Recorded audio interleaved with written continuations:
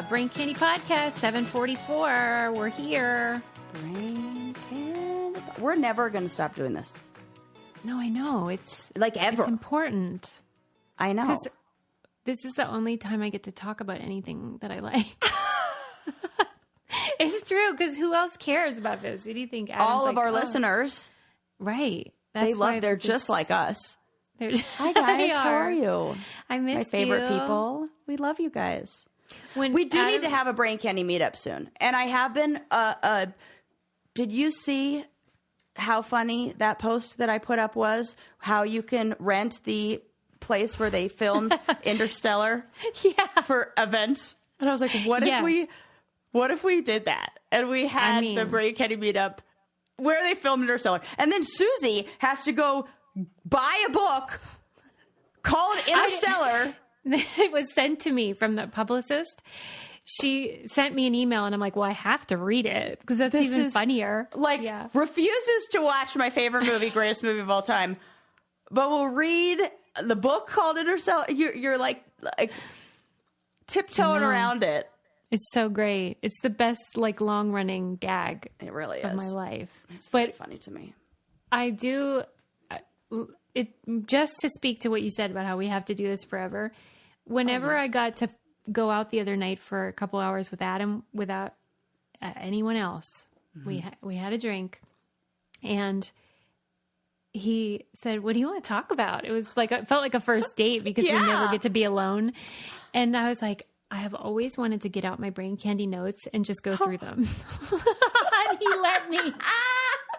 He did. I mean, it was like heaven. Oh my God. What did he talk about? What if it was like, is he a better co-host than me? Am I going to be replaced? He said he loved it. I know that. And that he enjoyed it because it's and kind of, what our listeners say, which is that our content allows them to make cocktail party small talk and fun. It's great for conversation starters.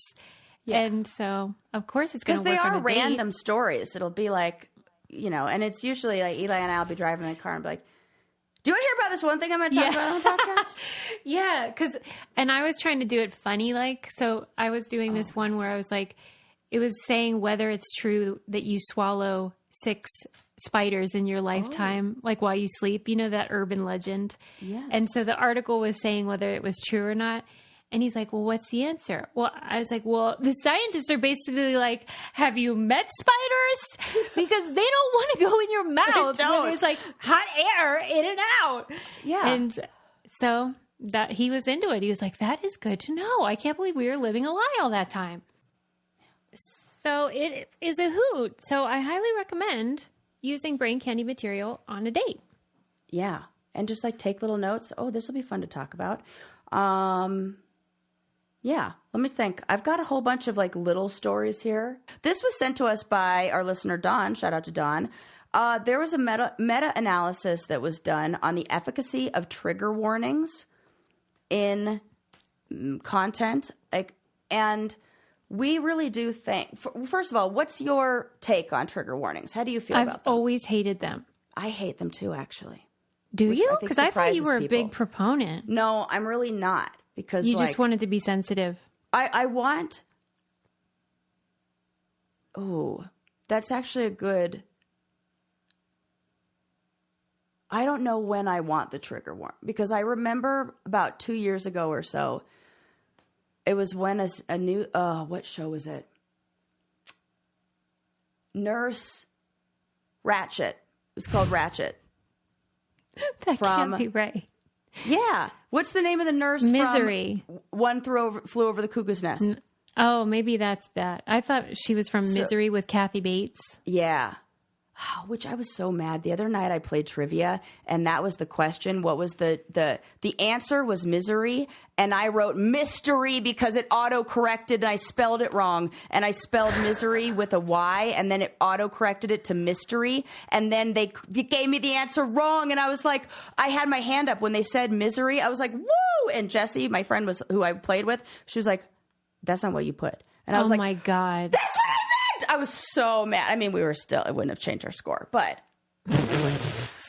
back to Nurse Ratched. I'm pretty sure that was the same people who do American Horror Story, the same writer or producer, director, whatever, did a like backstory on her and a thing, and it's like American Horror Story, and in it, one of the plots or like I don't know, subplot or whatever of like one of the backstories of the serial killer is that he experienced child sexual abuse, and I remember seeing that and being so pissed that every bad guy in a movie that I've seen recently has that same backstory. And I'm so sick and tired of like, I'm like, I don't want to hear about that. I just like, can we and maybe there I almost would have like, what are they going to do? How are they going to trigger warn me for that? Of like, just so you know, spoiler alert, this is his backstory. That was the thing that affected me. It's not even the seeing the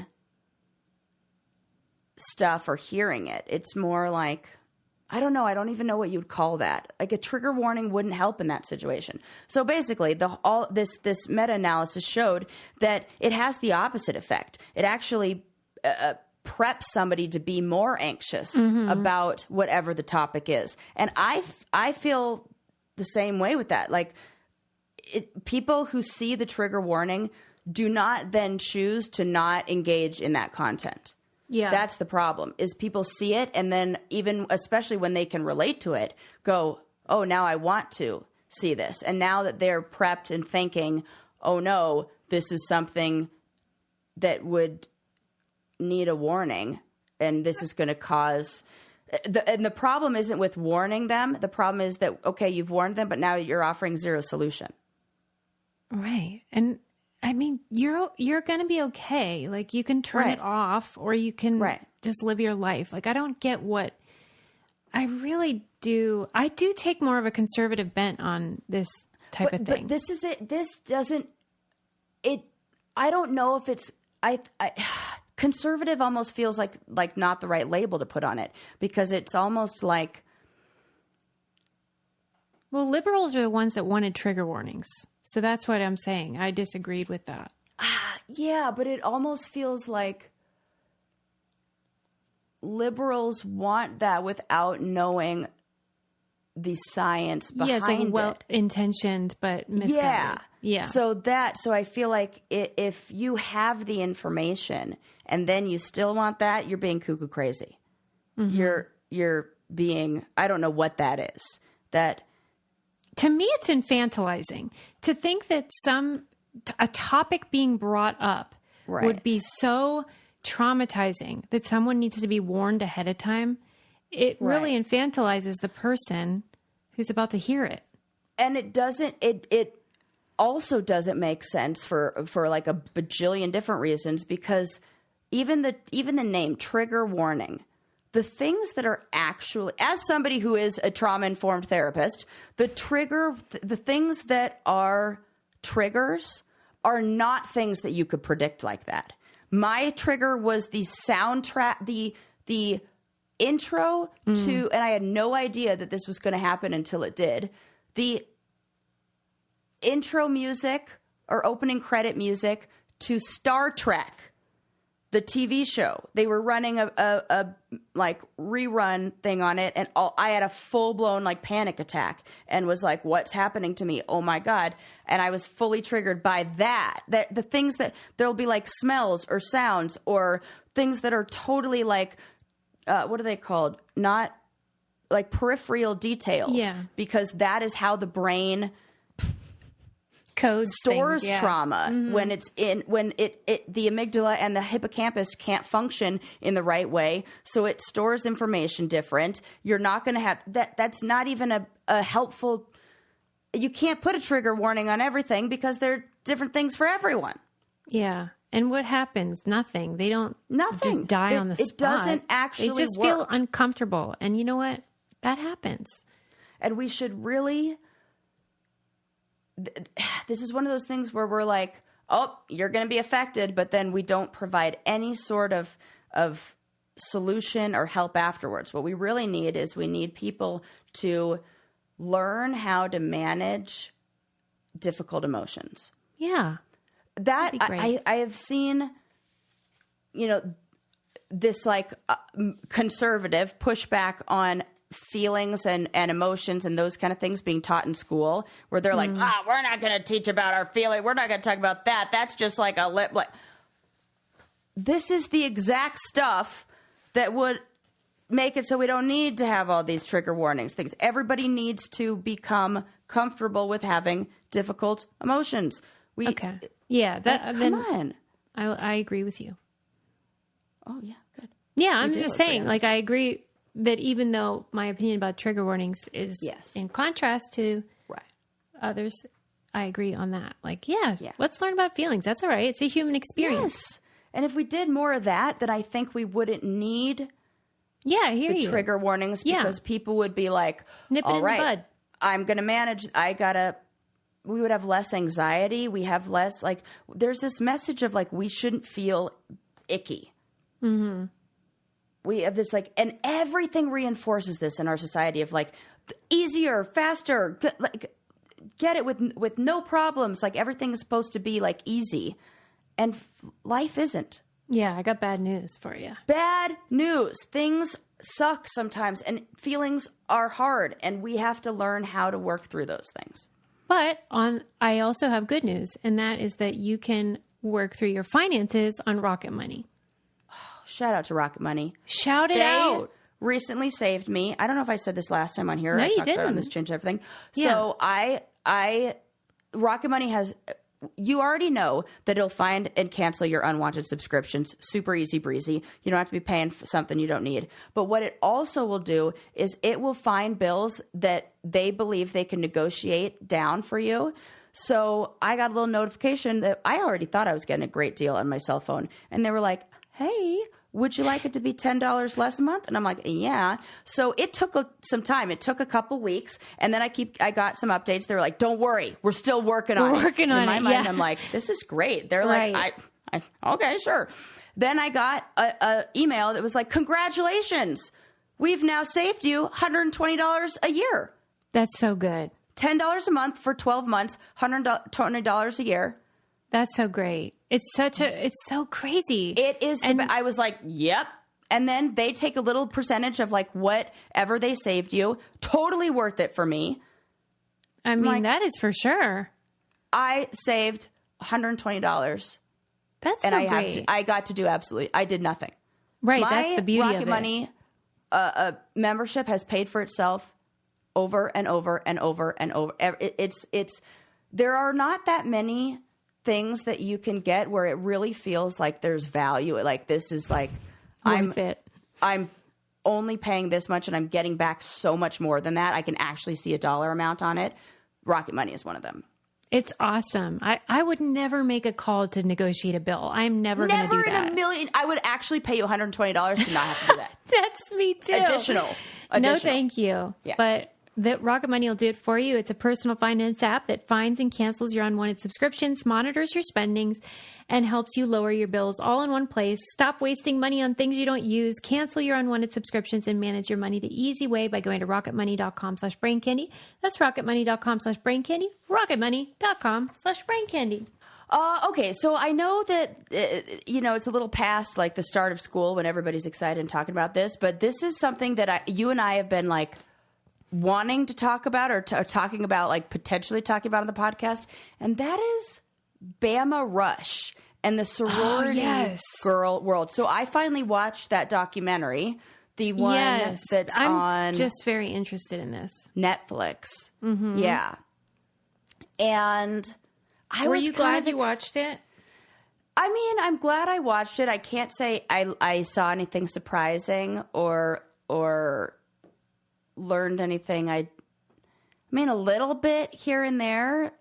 Maybe the I don't know. No, it almost felt like I wanted it to be at least 3 parts, like 3 episodes. I thought it was a series, and it was just a documentary, like, movie and film.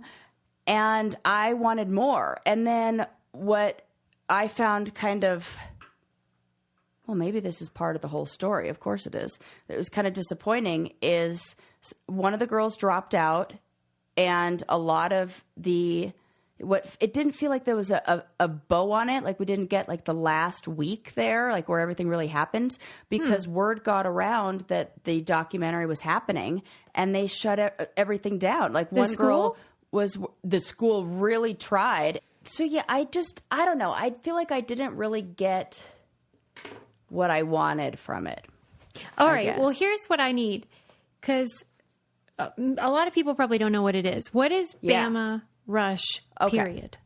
So, before... And why is it such a big thing? Yeah. So the sorority, what do they call it? There's Greek life. That's it.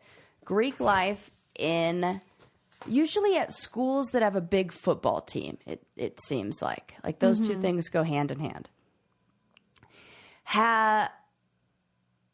They're like getting into these schools. So many people go to these schools just to be part of the Greek life there. And the process of joining a sorority is madness. I mean, like, I'm sure people listening are sorority girls, like people who have been in sororities. And, you know, I think like not all sororities at all schools are created equal. There are ones that are like so fantastic and wonderful.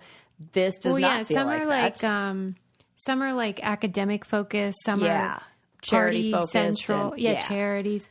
But across the board, in my experience, they are really into it, and they do not want you slandering anything about Greek life or anything about it. And they're very sensitive. Yes. And like all good documentaries, there was the stuff on the surface and then there was the stuff underneath. Mm-hmm. And as you dig a little deeper, there is an organization. Oh, now I can't even fucking remember what it's called. They call it it has like one of those stupid names, like the family or the chapter. Like it's like this group, like I can't remember what the fuck it is. But they're often people who then go into politics. They control the voting of. It's like a secret society. Totally. That's exactly what it is. It's a secret society. They know about it. They are not able to talk about it. They get the documentary. The filmmakers got tons of threats from this group. Like it's shady. Yeah. And it seems very rooted in racism and white supremacy and things that are at least at Alabama. So this documentary takes place at University of Alabama. And probably the reason they chose that location is because for whatever reason, Alabama's Greek life stuff went viral a million times on TikTok, and it became like this spectacle that everyone was obsessed with and is obsessed with. It's even changed like shopping trends. There's a whole formula to their videos where they'll be introducing like what's in my Rush bag, and I have these items, and it's very branded. What the hell's a Rush bag? So the week of Rush is like this week where they have to participate in all these events and all these different things that they do. Seems ridiculous to me, but I'm somebody who is on reality television, which is might as well. Yeah, be who are we to judge? Who are we? Right, exactly. But I gotta say, I don't love it. No, I don't. I really hate it. It's very like, this is what I'm wearing. There's like the outfit of the day of like, my earrings are from here. My necklace is from this. Yeah, it's my shirt is from conspicuous this. consumption and consumerism. Totally. Yeah. Like, and it's how these sororities are even ranked is by these dumbass college dudes. It's like the guys are the ones who are really doing the ranking. And then you look at these douchebag dudes that are like, ugh. Like this 20-year-old dumbass is who gets to say whether this is a good sorority or not good one. And the rules that they have for the women's sororities and the men's sororities are so different. Women can't even have alcohol on campus. There are Like the larger organization. Yes. Yeah. And even the within each sorority, there are rules for that house. Like if you want to be part of the sorority, you agree to the terms and conditions of that sorority. And they are crazy. Like girls get kicked out for, like one girl like had like a sticker from another sorority, like, or something like that. And so it's like a betrayal. Yes. Stop. Yes. A lot of that kind of stuff. Tell me Which this, is really just like, we don't like you and we want you to leave. And it's all just so all the girls it's just power dynamics. Yes. And then they get to then all of the sorority girls who are already in the sorority go through all of the the nominees, the potential new Candidates. members, PNMs. Potential new members. That's what they call them, PNMs. I learned that. So I guess I did learn something. And so they have like a PowerPoint presentation, like, what do you think of this girl? And they get to vote, like, yes or no, we want her to move on to the next round. And so then the numbers get small. Garbage! Like the fact that women are young girls are like fucking losing sleep over this stuff. Not only that, Sarah, it's least. Expensive to be in a sorority. $8,000. Yeah. At least. And they're paying to be in this. That's like, you're paying to be in this. And then on top of that, there are now people who offer or who work as consultants. If you want to get, and like, we'll help you get your perfect outfit together and your perfect video and da-da-da-da, and we're going to better your chances of getting picked.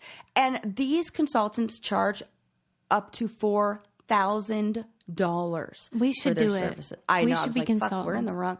I don't know why we're not being consultants for people who want to get on reality television. We're experts in that. I actually told myself, oh, I could do this. Watch. I know the formula. There you go. Cast. No problem. No problem. I'm like, because there's consultants in the pageant. Yes, world that's too. what this is like. Yeah. This feels like grown-up pageantry. Right. But all this is like white, like beach wave, girls with Cartier bracelets, and then but then something from Target too. To like, it's the high-low. Yeah. They have that whole vibe going on. They say like, you want to fit in, but also stand out, but like not too much, right? And I want to like jump inside my television and be like, don't listen to you want to do none of these things. And I did think the documentary did a good job of following 4 girls who were in very different places in in what they were looking to get out of it, how into it they were. There was one girl who really felt like she was just peer pressured into it and ended up dropping out before, and the consultant was like, I mean, this girl was not made for a sorority. She should not be in there.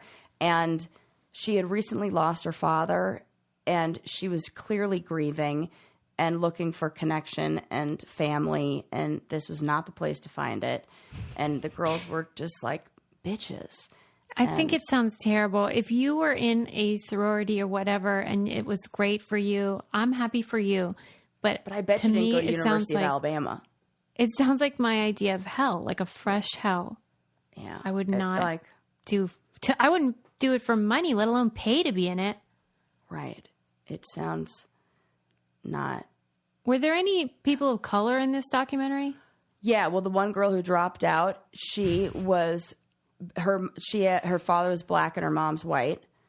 And she had that feeling of, I don't fit in. I'm like not enough for one, and not like, it was really sad. And what I thought was, but yes, the overwhelming, like across the board, it was very, there are different kinds of sororities. They call them something else too. There's like another name for basically like white sororities. And that's what we're talking about here. We're not talking about like HBCU.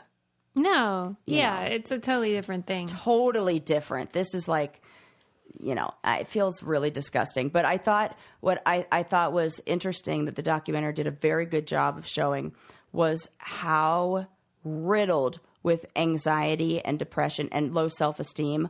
All of these girls were. That's a shame. They all, these are the girls who you look on, you see their TikTok videos and you're like thinking in the back of your mind, wow, like they have she's it got it all put together. Look at how put together her outfit is. Meanwhile, she's like, pulling out little patches of her hair and going to see the therapist. I mean, not really. I'm writing fan fiction. But she did, so like, specific. Some of them, because I do have that, some of them I got the vibe of, it's like, this, I can tell. Right. I just have riddled a feeling. with anxiety. Yeah. And they all are, but, talked about being in treatment before, like, inpatient for anxiety and depression and eating disorders. And it's like, this is not going to help that. Yeah. It feels like the confluence of all the societal ills that cause women to have low self-esteem. Yeah. And now they're like dancing on You know TikTok what makes me want to dance? Jenny Kane. Oh, I Sarah had her sweater on and she just took it off. If you watch the video version of this, there'll be a weird cut where all of a sudden I have a sweater. And now I wish I did, because this shirt is very see-through and I could really be cozy right now. That could get a lot of people to upgrade know, on maybe, Patreon to the video level. There you go. Because when I'm not like sitting here showing off my goods, I'm wearing my Jenny Kane sweater. Well, that's for real, Sarah has not taken off that cocoon cardigan since she got it. I know this is a thing, but now I'm actually experiencing it. You know how when you buy cheap clothes made of crappy material, you have to wash them all the time because they absorb odor in a weird way? Oh, yeah. Natural fibers? Yeah, right. Do not. Turns out. I'm like, when is this going to need to go to the dry cleaner? I know. Is that what you mean. Like, that's like a real thing. Like, I have worn that sweater not 100 times, but without dry cleaning it. But because it's sort of like a daily thing. Yes, yes. When we're chilly, okay, right? We get and chill. I never. I'm like, chill. this is great.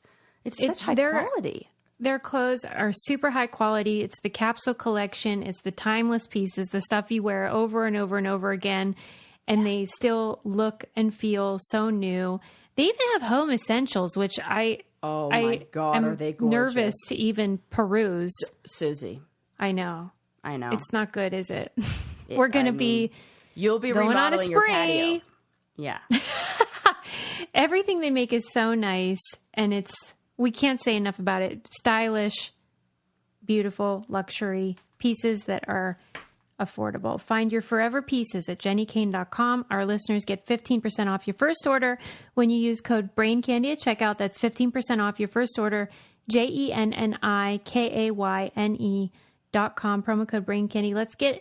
Let getting dressed be one less thing to worry about. And the code is also on our website. I can't recommend that cocoon, the cashmere cocoon. Yeah, that's the best one. I got the cropped one. I saw that, and then I was like, should I get the cropped one? I wish they had it in gray.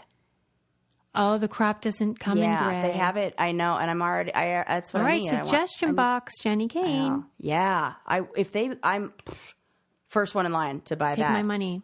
I know, and they're out of it in the size that I want in black. But as soon as it's back in, I'm getting that.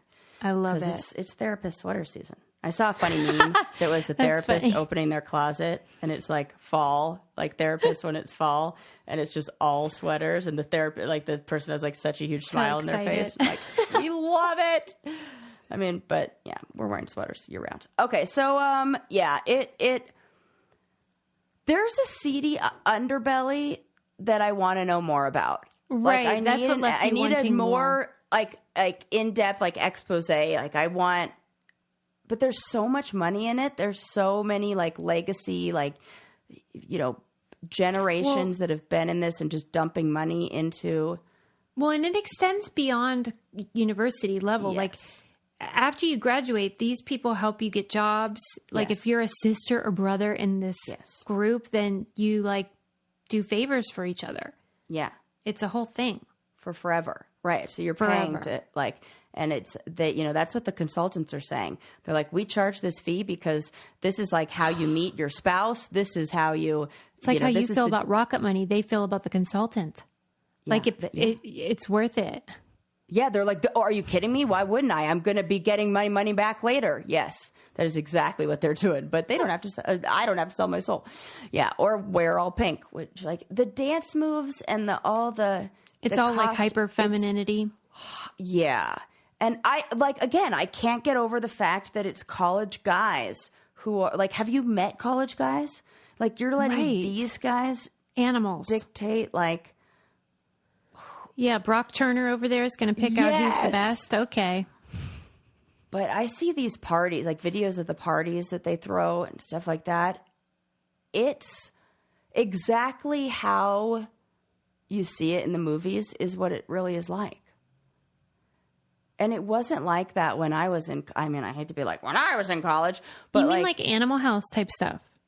But on another level, now they have like DJs and laser shows and security at the door. And for real. There's like light shows and shit.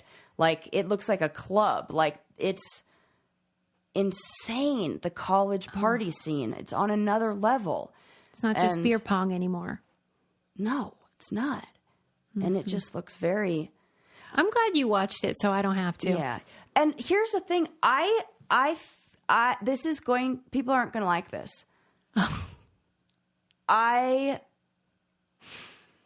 can understand fraternities more than fraternities are not as bad in my mind as what sororities do. Because like boys don't know how to make friends.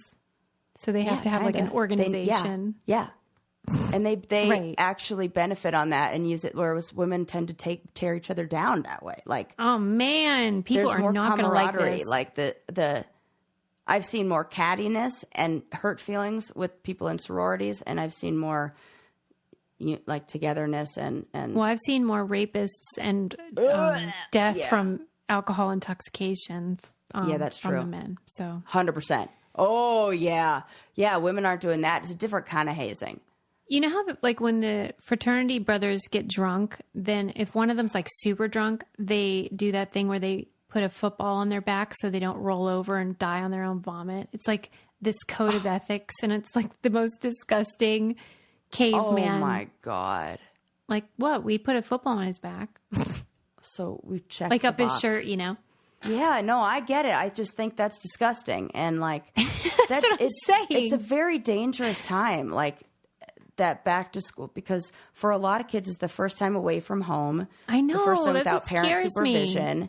They don't know how, I do say like it was smart of my mom to be like, oh, you're moving to England at 17 years old and you're going to be able to drink. All right, let's bring the bartender over to the house and let's have drinks then and see where your limit is.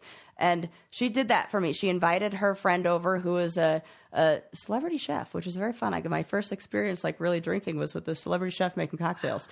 And she like a chef for celebrities. Like our parents are so different. So different.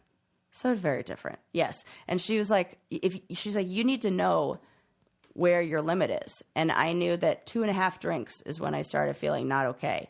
But that would not work for every kid. Like, you're just unusual where you're like, well, now I know 2.5 drinks for me. Yeah, that's most really people would like. Be like, woo, let's do shots, Mom. Yeah, I was like, I wanted to know so I can feel safe. And like, I'm like going to another country where like. You're unusual. I guess so. But it worked. And it felt like it wasn't like you're not allowed to have it. So it wasn't like I got to college or got anywhere and was like, woo! Like, party time. Like, so you never thought about joining a sorority? No way. It is funny that Lucas, my little brother, he was in a fraternity for a minute. Like, he dropped out after, I think, like a year. It wasn't for him. But when he was pledging, they had to, like, there were a whole bunch of them. There were like 200 of these guys, and they're like, coming in the house, and they had to say before they could come in the door like a fun fact about themselves. And my brother said, my sister's on the Real World. And they were like, right this way. No. And he got in on that. Wow. I feel like he has gotten more out of reality TV than we have. I actually think that like he has had entrance into someplace that had security. Right. More times than we have. Because my total is 0. Sure. Oh, 0 my gosh. times that has worked for me. where somebody's been like, oh, it's actually had the opposite effect in Los Angeles for me, where somebody saw me in line and then they laughed. That's so great. Facts. It's so embarrassing. Right. Wow. Well, hey, I'm glad somebody reaped some rewards from it. Yeah. So I think it's an interesting watch. The woman who made the documentary has alopecia and she has no hair. And she talks about how a lot of what these girls are seeking is acceptance, and how even though she wasn't pledging a sorority, she was seeking acceptance in the same way that those girls were for something that she was hiding and a part of herself that she was hiding. She never went, I mean, from the time she was like bald when she was a little girl, and she started wearing wigs and like never went anywhere without a wig on, never let anybody thought that no one would accept her, and that if people knew who she really was, they would reject her. And all she wants is to be like the other girls and like have pretty hair. And well, that's sort of that's the human condition, is that we all want to matter. We all want to be accepted. We all want to be loved. But there are a lot of reasons to join one of these groups. That ain't one of them. Right. And you know, I think we think that those girls who get into the sorority then are free of those same feelings. Let me tell you, they are not. Mm-hmm. It doesn't matter how beautiful TikTok tells you are, or how many likes and views, whatever. The brain cannot do comparisons like that. It can't say like, well, it just doesn't do that. It doesn't understand somebody else's situation. It only understands its own. So if it thinks I'm not pretty enough, it doesn't matter how pretty it is. It thinks I'm not pretty enough. Usually when you're in a position where you are able to get a lot of praise or attention, you're also in a position where you get a lot of criticism and brutality. And I don't think it's an accident that so many people on reality TV end up getting breast implants and things like that, because you hear all of your worst fears told to you. Yep, you do have that and it is ugly or whatever, you know? So I'm sure, like, you know, if you go TikTok viral, that's fun and everything, but you also get a lot of negative stuff. Yeah. I'll tell you what's not negative, and that is AG1. The actual opposite. And I had a little funny morning this moment. Eli was drinking his AG1, and I saw him, and I always am usually the one up first, so I set his out with this little vitamin thing, and I feel like I won like Girlfriend of the Year award. And I look at him and I was like, I guess I'll just make my own.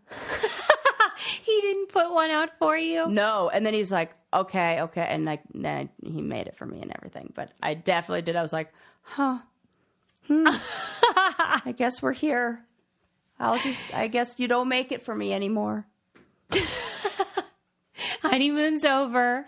That's how I know how good of a routine we're in. Is when one day of him not mixing beer, I'm like, oh, what are we filing for divorce now? We're an old married couple. Yeah. But it's worth making yourself, because it has 75 high-quality vitamins, probiotics, and whole food sourced ingredients in it.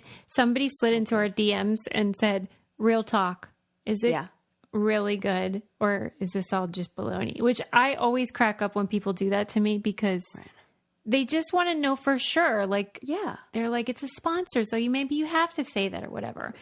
But we have meetings, like on our Friday meetings, I say to Sarah, did you get this product? What did you think of it? We do it off the air. Yes. If we don't like it, either one of us, it's getting canned. Out the window. Out the window. Yeah. Because I'm not here doing I want to be making sure that it's something I take every, and I'm telling you, the skin, that's where it's at. And it is such a great habit to get into. If you're looking for a simpler, effective investment for your health, try AG1 and get 5 free AG1 travel packs and a free 1-year supply of vitamin D with your first purchase. Go to drinkag1.com/braincandy. That's drinkag1.com/braincandy. Check it out. Mm-hmm. All right.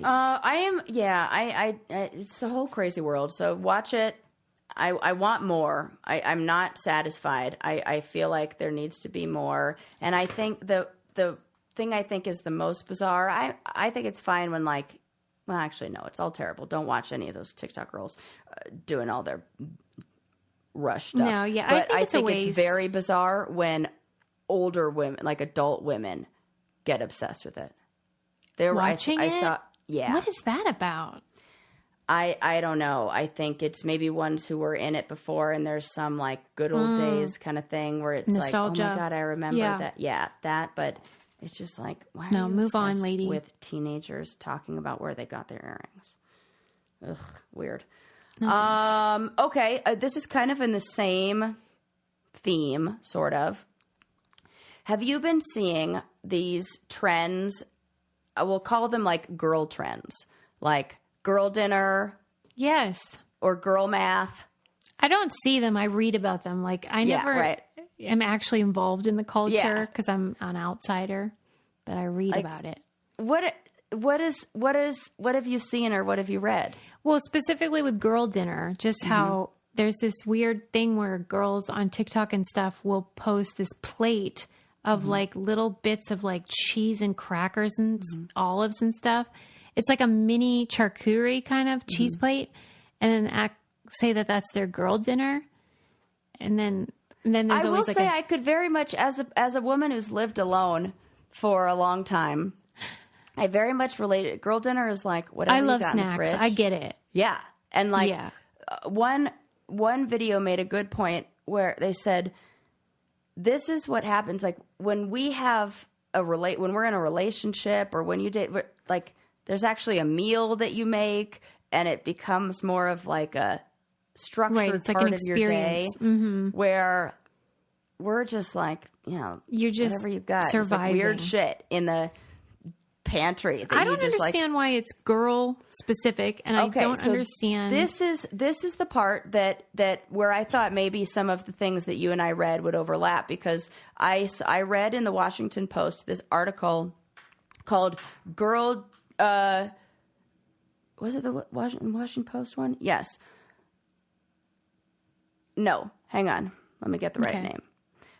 This was on Vox, and it is by a journalist named Rebecca Jennings, and she was saying the article is titled "Girl Trends and the Repackaging of Womanhood," and it made a really, really good point. So we have all these trends, these things that are coming out, even in aesthetics. We call it there's a new trend of country coastal girl, like these looks, cowboy coastal girl, or a hot girl walk, or girl math, or girl boss, hot girl summer. There's a girl term, and how the article was saying that girl is not so much a label that has to do with age, but a label that has to do with freedom, what you have, where you are in. Yeah, that's what I mean by freedom. You're not responsible for another person. You're not a wife, or you're not a mother. That woman would be a term that's more associated with you're a woman when you're a mom, and before that you're a girl. I would like that, and sort of that coding of it, if girl math in particular seems to lean into stereotypes about females. It's a lot of girl math is when you add up and then go shop. Isn't it you go shop? I have enough money to go shop. It's more like I booked my vacation. I do this all the time. I booked my vacation back in January, and I paid for it then. So I could definitely go wild at dinner and like have a fancy ass dinner, and who cares, because free trip, because I've already paid for it. What about it as girl though, female? We tend to do it also with like I bought these jeans and they were 50% off, and they would have been $200. So actually I saved $100. So now I have $100 to go buy a pair of shoes with. Girl math. Like my dad. If we keep saving money like this. Yes. That if we don't buy this thing on sale, we're actually losing money. I mean, it's that funny is one when of my you favorite say it. Susie dad quotes. Like, it is so good. I say it to Eli all the time. We keep saying money like this will go broke. I mean, Lincoln's taking the bus now, and my dad was a school bus driver for a time, and I try to like use his material with the bus driver. Like, I'm like, precious cargo. Like, how's that go? Great, because they're all the same. Like, they all think the same stuff is funny. I'm trying to like ingratiate myself. Precious cargo, of course. Yep. Well, like if Lincoln takes too long, I'm like, I don't have all day. I got places to be. Yeah. And then we like bond over how stupid these kids are. But do they? I don't know. Here's a question: do they have seatbelts in school buses? Mm-mm. They did they did studies, and it actually is more it's safer because you have to be able to get out. The bus is so big. Yes, of course. And then you got all the kids unclip. It makes total sense. Plus, their little bodies are half rubber. They'll just like slap against the front of the seat. But because when a thing is so big, like you don't really get hurt in accidents unless they're catastrophic. And so it's more important to be able to escape. Right. Oh, You're God. welcome. Why for did that I ask information? That what did I ask? Okay. Yeah. So what we're talking about, girl math. And listen, if somebody is listening to this and feels like this is the weirdest episode ever, it's because you're right. Yeah. We had some incidents. The power went out. We've stopped like 50 times. For real. Like, I was like, at a certain point, I'm like, am I even going to do this episode? I don't even know. We don't know what's happening. So listen, if you're like a first time listener, I just want to tell you, usually we're really great. Try episode 743. That was a hoot. Remember Baby Python? Hey, we're gonna bring it in. We're gonna bring it all together. It's gonna be great. It's gonna be. This is how you and I are opposite, because whenever you have an episode that you're like, this is garbage, this is terrible, I'm like, no, it's so good. And here, where I have an episode that is probably garbage, and you're like, Sarah, this is garbage. This is the worst. No, we really are setting our ways. We always pull it together, and I'm going to send our editor some flowers, because this is going to be one hell of a ride. Yeah. But I'm just saying that I'm on the fence with this term. Okay, no, because I like what you're saying. That I love. There's part of me that is super into, because like maybe I'm just that basic. Like, I can relate to all of those things, and it's okay if a stereotype is true. If it's like your type of stereotype. If you're in the group, right. I'm totally in the group, and I also agree with. There's like the feminist in me that's like, I don't want to be labeled as a girl. It's infantilizing. It takes away like freedom and power and all this stuff. But at the same time, like you love a plate with cheese and olives on it. I do, and I do girl math like you would have. Like nobody does girl math like me. Like, it is.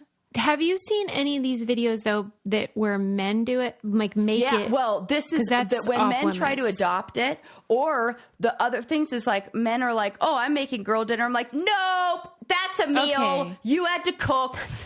You're doing it fucking wrong. Like that's what sparked this whole desire to talk about it. I was like, I got to Google this and like find this article again, because I read this like a few weeks ago. But then I saw a guy post what he said girl dinner, like use the same audio. It was Uncrustable sandwiches, then dipped in egg, like cracked egg, mixed the egg with turn it into French toast. And he made French toast out of it, put powdered sugar on that. I'm like, no, that's stoner food, and that's fucking different. They are not the same thing. You do not know what girl dinner is because you are not a girl. You cannot relate. Shut the fuck up. I got all defensive over something that I'm not even sure I'm on board with. So, right, he's appropriating stoner culture. Yeah, and women culture. Like, I'm mad across the board. I'm like, that is not what that is. All the men were like, yeah, girl dinner, I ate this weird combos of food is not what this is. And only women know that because we know that this is I have been taking care of other people all day. Right. I don't have the energy to actually put something together for myself. And if nobody is around to judge me on the meal that I make, or like I'm not doing it because of my role as a wife or girlfriend or mother or whatever, I don't give a fuck. I'm just going to have hummus and a slice of cheese and a handful of like a Triscuit. Hershey's Kisses. Yeah. And like Hershey's Kisses. And tell me this. Do you have Hershey's Kisses in your house right now? No. Okay. I don't even know why my mind went to that. Yeah, I'm curious. I literally never have those. Well, they probably but were in I'm one of the videos. But I'm very much craving chocolate right now, so that's a thing. Okay. Yeah. Oh God, is that you? What's your go-to chocolate? I forget. Well, my go-to chocolate bar, I'm buying chocolate at the like a gas station or something. Oh, gas station. Well, that's different. Gas station's you're gonna be peanut M&Ms. Oh, that's right. That's the one. That's what you said. You got them for me. Yeah, you got 2 bags of them. Just a little bit. Sarah, I'm sorry, I forgot. Yeah, peanut M&Ms is going to be my go-to, but I'm a big fan of my new favorite thing that Eli has discovered, that anytime he wants to surprise me with something, he comes home with this and he is all excited. He always says, I got you a combination of your 2 favorite things. And I'm like, what is that? And what he means is Ben & Jerry's ice cream flavor chocolate therapy.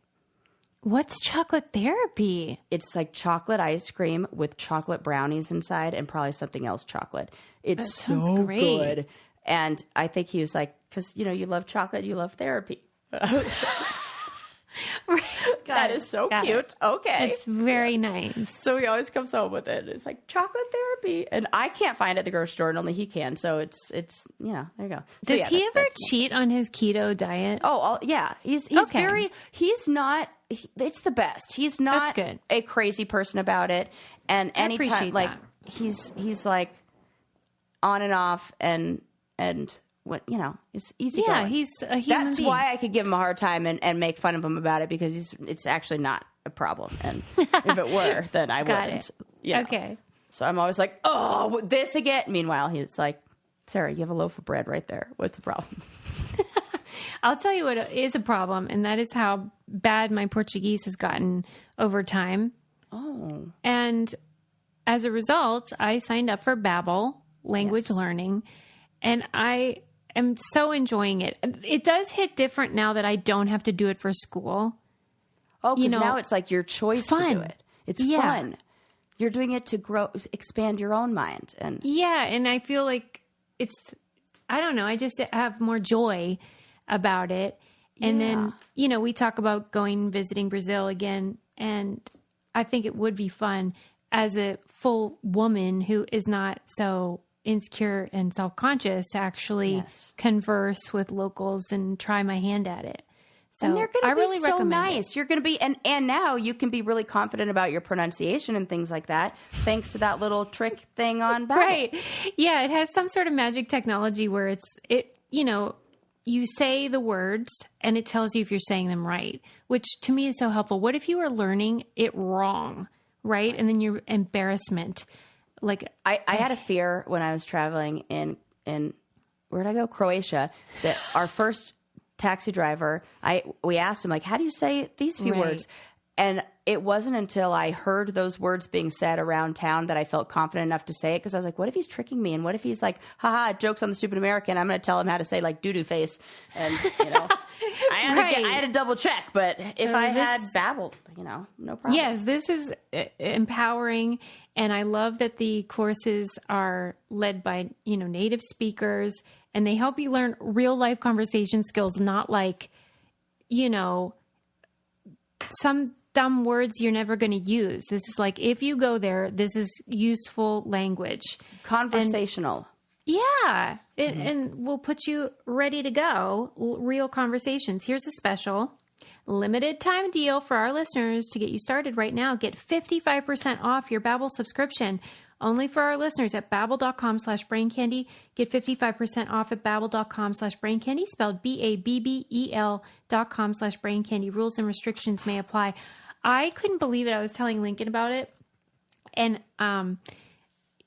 he knew the reference of Babel, like the Tower of Babel in the Bible. And I sure as heck didn't teach him. Wow. Like, how the story is that they were trying to build a tower to heaven, and then God was mad at their pride, and so he struck them down and made them all speak different languages. And that's how we got all the languages of the world. It's like God punished us for being assholes. Oh. But like, I am not indoctrinating this child, and yet it's like TikTok or something. I don't know. He's like learning things. Or maybe at school. Could it be his evangelical grandmother? Just a shot in the dark, but the fact that former child care. I'm going to ask him. I'll find out, because I don't think it was Peg, but I could be wrong. Sorry. I can't. She never told me any religious stories. Are you serious? She's never talked to you about Jesus? That's shocking to me, actually. I don't think so. She talked to my mom about Jesus. No. I think so, at the wedding. Oh, my God. Well, no, that is not surprising. That is on brand. Yeah. I think she had a book with her, too. Oh, my God. Can you imagine? Mother of the bride. I think so. Can I talk to you about your Lord and Savior, Jesus Christ? My God.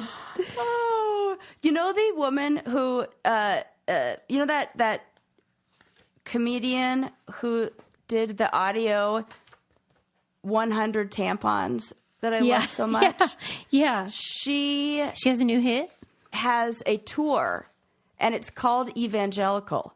And she's a former evangelical who has now done a whole act surprise me. on. And I was like, I just saw a little clip of it. I'm like, God, I don't know if Susie will either love this or not. I would love it at all. Okay, I thought so. And I was like, man, I want to even look in. I wonder if she's in Pittsburgh. Like, how could I go to there and I go see this with Susie? Because I have great affection for the whole culture. I really do. I think even you though would really like and appreciate the comedy, like how she. Well, it is a whole subculture with its own language and, customs. And I mean, if it's anything like they use the word fellowship as a verb, for example. I'm going to go fellowship with him. Oh, God. Okay. Yeah. Yeah. Stuff like that. I'm going to go fellowship. What does that even mean? Like, I'm going to go talk. Just talk. Talk? Oh, okay. Well, like, kind of like connect, you know? Yeah. Well, it sounds lovely. It sure does. Yeah. Okay. I do want to just read you one of the quotes to go back to this article on the girl, girl dinner and girl boss and all that girl stuff let's hear it. That you were talking about. She says, if the absence of a spouse or child is the condition of being a girl, then it's hardly surprising that so many modern women are referring to themselves as such. That we see the absence of a spouse or child is the condition of being a girl. Right. It's like what we were saying about what you were saying earlier is like that freedom of like, you are a girl until you have the condition of having a spouse or a child. And so many people are either choosing or because of their situation not able to have children. Mm-hmm. That it makes sense that women are, I don't know, it kind of feels like a statement of empowerment is what yeah, and not to, like agency. In a way it kind of does of like I do whatever I want and I eat what I want and when I want. Yes, and this to me feels the same as when guys get to collect toys and be like, I'm a grown man with a toy collection, right? And nobody and we're like fine with that. It's like if you want to hold on to calling yourself a girl or whatever, but I think that if the if a girl dinner male doesn't, I'm like, not. Is more in that vein than girl math. Which girl math sounds... Some of it's celebrating, like, being ditzy. Like... But like, see, girl math to me doesn't say I don't know how to do math. It says like justification. I'm rearranging numbers so that I can justify... Irresponsibility. But and it plays into stereotypes that can be unsavory about how women just spend, and buy things they don't need, and I don't know. That one's towing the line for me. Yeah, because it does. At first glance, listen, the first time you hear it, you're like, "Girl math, that must be," but then is it just how we've been conditioned to think that that's just bad math? Mm-hmm. Right. Like, no, to me, I'm those girls are doing calculations, multiple, columns or numbered places, decimal places or whatever, Yeah, it's like prodigious. It's genius math. That's what we should call it. It really is genius math. Sarah. Yeah. Okay, and I'm going to hold on to girlhood as long as I can. You know what? I don't even care. Do you feel like a girl?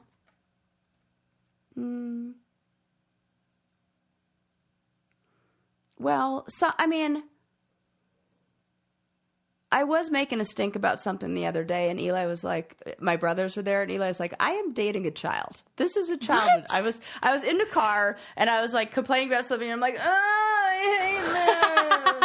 And I like sunk Your down body in my chair went like limp. that. And Eli was like, I am dating a child. And I was like, okay, well, that's fair. And I thought about it. I was like, you are not. That really and he's is like, would an funny, adult do that? And I was like, no, probably not. Like, he's right, but it really makes me laugh when you do It was hilarious. Sometimes I have to do it for jokes, for comedy. Right. That's right. So, and that is the highest virtue. Right. In the Meister household. Right. And the Rice household as well. More important than being funny. So I was doing that. And yeah, sometimes I can feel like, I definitely don't feel like a woman. But then sometimes I feel like when I'm talking about sex, or when I'm like, I feel like my attitudes about sex and my sex positivity and all that feels womanly. Mm-hmm. But my desire to swing on swings, and I don't mean sex swings, I mean playground swings. I mean playground. Like I went into an ice cream shop the other day, and there was a really fun slide, and then they said like that there was an 9 years old age limit, and I was like, no, shut up. Yeah, she's mad. She did the limp body and then again. I was like, okay, so like that makes me feel like not a woman. You should have had a tantrum. It would have been hilarious. What if I did in the ice cream store wearing Stomp overalls? your foot In my little purple overalls, which is exactly what I was wearing. Here's the thing, though. There's a difference between being childlike and childish, and I think everyone should be childlike. Yes, I'm always going to do that. Wonder and marvel, and to be having fun and playing. Yes. But no tantrums. No tantrums, Sarah. If I asked Eli, do you think I throw tantrums? I would love to see the face that he would make. That is so rude. Because he would be like, not a little bit. Don't not throw tantrums. But only for like 10 seconds, and then I always go back and I go, that was an overreaction.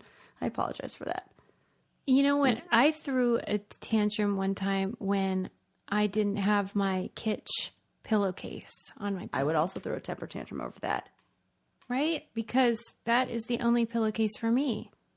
I am in the market right now for their cap, like a hair cap. Oh, a bonnet like? Yes. Thank you. That's the word I was looking for. Well, you've come to the right place, because all their hair products are so great. Protect your hair from damage. Can I tell you a story, though? Yeah. So you know how, like, maybe this is true. Maybe this is relatable. Yeah. Certain pillows on my bed I love, and I want them. Like, they're my pillows, and they are perfect for my head. And Adam like was stealing them and like switching them, but like thought I wouldn't notice. And so I told him that I marked them. And I definitely didn't. Oh, and I'm the one who's being childish. But like for months, he was trying to figure out where the mark was. And I would watch him and he'd be like, where is the mark? And I was just like, I don't know. But, I know. And like, I finally confessed that like, I just know which one's which, but like, it was so hilarious to watch him like be tormented by it. It's kind of like the ultimate prank is the no prank. You like, you better watch out. And then you don't do anything. He's like waiting for it, looking for it the whole time. Yeah. I'm dying. Okay. But for real, kitsch product. One of my new favorites, by the way, is their razors and then their shave bar, which is like this square bar that I use. I saw somebody, one of our followers, our listeners, got the like little shampoo bars and like the little tower that comes with it, so you can like store them, and which is really smart. Because I was thinking about the vertical space or horizontal space that takes up in your shower. Like if you have bottles, right? 1, 2, 3, 4, stack, stack, stack, stack. No more space. You have a vertical one. Yeah, no problem. It is so great. And I really love the bottle-free beauty idea of like minimizing your plastic consumption, which is what these bars do. And you can travel with them. It's great. They have quick dry hair towels. They have everything. Kitsch is offering us 30% off your entire order at mykitsch.com/braincandy. That's right. 30% off anything and everything at mykitsch, spelled mykitsch.com/braincandy. One more time, mykitsch.com/braincandy for 30% off. And they're affordable to begin with. Yeah. That's the thing. Like 30% off of like almost nothing is even more nothing. See? Girl You're math. going to go broke if you really want to lose money. Girl math. Girl math. Is for sure. So you'll be losing money if you get it anywhere else. Okay, well maybe like you were or were not on board, still, with my girl math thing, even though I'm for it. Yeah, jury's out on that for me. Yeah. I know something that you will be into. Did you see that the Nebraska women's volleyball game broke the global women's sports attendance Unbelievable. Record? Here's what I want to know. I'm sure you know this. Yeah, okay. Was this just like they happen to freaking love women's volley? What is it? That volleyball? Is my Susie. I've been trying to look this up. I've been looking because I wanted to know. I'm like, okay, there's something. And then in every article, did they do like a bobblehead giveaway? How did they get these people? What is if this was like I do know that they crushed it. They won in like they swept the tournament in the game. Okay, so they're excellent. So that draws a crowd. They're excellent. So I think maybe it was just like a real exciting game that everybody was super into.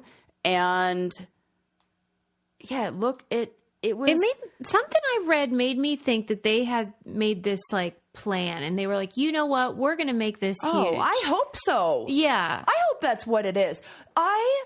When I first, because it keeps popping up in my feed because, Instagram's like, you love things like this. And they are right. But it feels like it's annoying. I'm not even in women's sports. Well, according to some people on the challenge, I'm in America's 5th national sport. So maybe I am in sort of co-ed sports, or was retired. But it feels kind of like, yeah, fuck off. Women have been this good for a long time. It's like annoying that it's exciting and wonderful and so great, and it's going to move like the women's professional sports, whole thing forward. It's great. I'm so into that, but it feels like, hello. Why do we have to convince everybody? Yes. Yeah. Okay. When we're like, look at how good. I saw this ad that was so cool. I was wondering if you told me about this ad. The one about the soccer team in Paris? Yeah, or did I read about it? I may have maybe I sent it to you, or this sounds like right up my alley. Yeah, like of course, like does. This is like Sarah would definitely talk. You're to me a prime this. suspect. So here's what they did. Paris is advertising for like, come to next year's like soccer games, football, like they do. And they show all of these amazing clips where the fans are going crazy and they got the music and they're like amazing. Doing great athletic feats. Performances. Yes, where you're like, look at that, holy shit, everybody's going nuts. And then as the commercial goes on, it gets all like glitchy and they tell you that this isn't actually the men's soccer team. This is the women's soccer team, and they used AI to make all the players. Oh my God, it like makes me want to cry when I think about it and say it. That they used AI to make all the players look like men, and when you make all them look like men, everybody's like, "That's fucking awesome." And then when you make them look like women, people are like, "Man, yeah, I'm not interested." And it shows you that they are just as fucking good. Hello, I know. I don't understand why they have to convince everybody, because I thought that women's soccer, you remember like the heyday with Mia Hamm and Brandy Chastain, I think her name, what is her name? And like with the sports bras, and they won the World Cup, I think. That was so great, where she get on her knees. I know a lot of women that were that for Halloween, just so they could like flash everybody with sports. It was great. I loved everything about that. Oh gosh, it gets my adrenaline pumping just thinking about it. And I played on co-ed sports teams. Like, I feel like women's water polo is equally as competitive and definitely more violent than the men's water polo. It just is. They are fucking brutal. And that was what the men all said. And so I was in a sport where the rumor and the reputation. Yes, the reputation that the sport had was that women are nasty in this sport and they are really good. And go to a women's game because you're going to see more ejections. You're going to see more like crazy stuff. Like men, it's just like fast paced passing and shooting. Women's is like drama on the, what do you call that? No, I don't even know. Court? No. That is Field? A good question. Pool? Okay, I played water polo for years. I have no idea what the hell that's. What do I? The water polo pool, watering hole. Let's just make things funny. I don't know. Yeah, we're gonna call it the old watering hole. So that helped a little, I think. First of all, do you have any footage from your days? I don't know why that's been under lock and key. How do you not? Because Susie. I know. I know why. Came to my water. There were no spectators. There wasn't, and they weren't like recording on a phone. Okay. Like, second thing is we didn't even talk about that dickhead coach that kissed that soccer player. Oh my God. Spain. How have we not talked about this? I do not know. I'm mad as a hornet about that guy. Me too. I didn't make him. He willingly listened as I read Eli, her entire statement that she made, because he was like, "Oh, what is this about this?" And I'm like, "Listen." And he was probably very sorry he asked. Yeah. He's like, "No, I get it. Yeah." Like, yeah. Well, was there some sort of debate about like it's not that big of a deal? Is that the it's almost. I think people are like, he's trying to say, "Oh, it's all in celebration," and like. How come you never kissed The Rock that way? That's the what you have to always go back to. Did you ever kiss the men's team that way? Right. And he has a history of making people feel this way, and they're like, they always do. Always do. So I'm glad they fired him.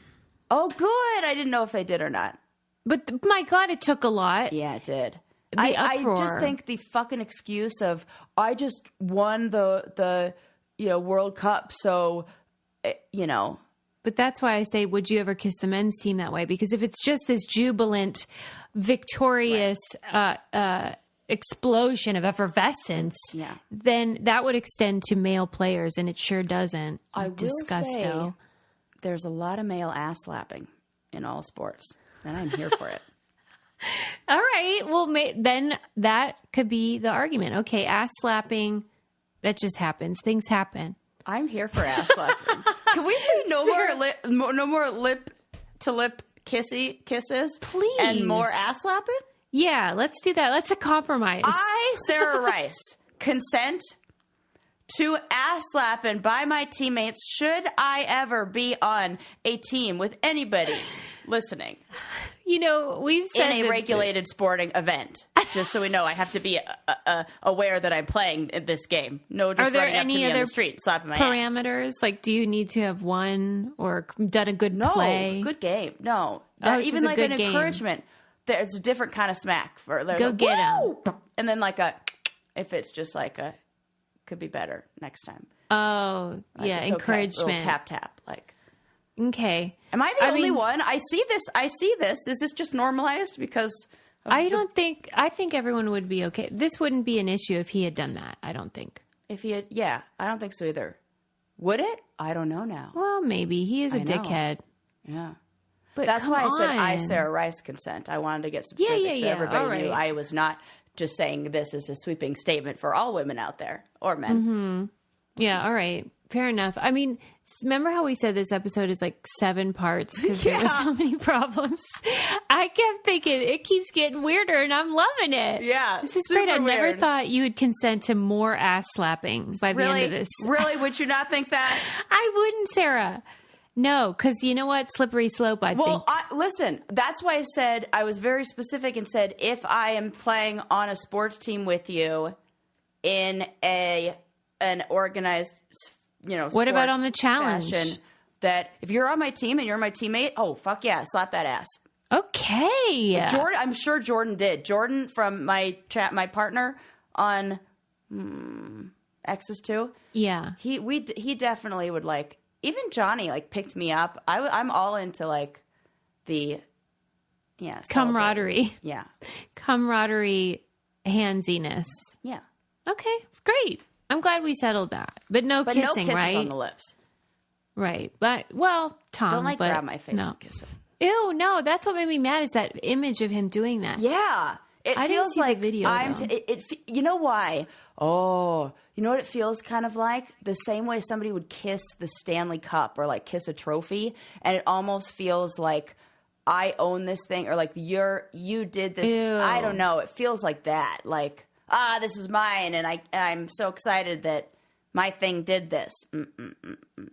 Fuck you. I hate that guy. And he was indignant, and he doubled down. I hate when they and then trying to get her to, like, do a statement with him, and she's like, fuck you, no. His mom went on a hunger strike. Quote. His mom did? Yeah, and she had to be hospitalized. Yeah. She was that's just not like, good. ay, de me. And then she like fell over. I don't know what happened, but she was like, you're mistreating my son. You know those moms that are like that? Your son is mistreating himself. Like he got himself. He is, this is a but that explains a lot. Actions. When you see somebody that like defending their son in that way, you're like, oh, that's how he got like this. Okay. Yeah. Get out of here, Nona. Yeah. Anyway. All right, let's wind it down. Okay. I mean, I don't even know how to summarize what's all happened. No idea. But we had a lot of talk about Bama Rush. Oh, yeah. There's no reason to spend thousands of dollars on a consultant. I mean, I get it. Lifelong friends, blah, blah, blah. But I don't know. It just seems crazy. I don't get it. I never am going to. You can either. also invest in your mind and education and all those things. Mm-hmm. Yeah, clearly this is an old-timey institution. Like, yeah. Because it's, I don't know, something about being Greek means it's like old. Yeah. But I do not get it. I kept thinking about Sally's drinking guidance where she was like, all right, bottoms up. Yeah. Let's see what you're made of. Let's see it. 2.5. I mean, it worked for you. I love it. It really that. did. I was like, ooh, okay. I know. I didn't want anybody, grabbing my face and kissing it. You're so sensible. That's true. I am. I would say that. I've never seen you like wasted. Right? Ever. Never. No I don't get, my body will reject it way before us just start puking. That's so true. I can't. I know. I'm like, I'm like a little slightly buzzed and enjoying myself and laughing, or throwing up. There's a very fine line, and it's 2.5 drinks. So yeah. Thanks for that, Sally, then. We're on the fence about girl math. I'm going to do a poll and see what good. our listeners think about that. Yeah. And then great job by Nebraska women's volleyball at filling the stands and being amazing athletes. I do want to add, because I was thinking about this. One thing about girl math that I think I can have you convinced that I know you're on board with. Cost per wear. Oh yeah. See? Absolutely. It is good math. It is actually an inexpensive bag at $400 if you use it every single day for the next 10 years. That is a cheap bag. You said it. So that compared to if you get another one and it breaks and you have to replace blah, blah, blah, and you're replacing a new one, contributing to waste. That's right. So that counts as girl math. Do they consider that girl math? Yes. Where if I do the math on that, I would actually be losing money to get a cheap bag. I have to get an expensive bag. I don't understand why that's girl math because I would it's think the argument for a nice bag. Okay, but I feel like they would do the same thing with like a lawnmower. Like if it's going to break after one summer, then but boy math isn't as fun to say. Yeah, they're so stupid. Yeah. And actually when I say boy math, that does sound dumb too. So maybe it is like different than the stereotypes we were talking about earlier. If you're a male listening to this, you're not stupid. It's all those other ones giving you a bad name. Yeah. You know what I mean? Especially you, Tony. Yeah. You're my buddy. Oh, I love that guy. Me too. He's so nice. Okay, and I guess that's all. We did a great job holding this together, even though it took about 7 tries. Right. We did if you're listening and you're like, this sucks, just you have no idea how bad it could have been. 733 others. We're going to bring you 700 plus more. We're allowed a clunker every now and then. Yeah. I was thinking that. I'm like, it's okay. Yeah. Not every episode could be your best. I'll bring it next time, though. All right, everybody. We'll see you next time. Bye.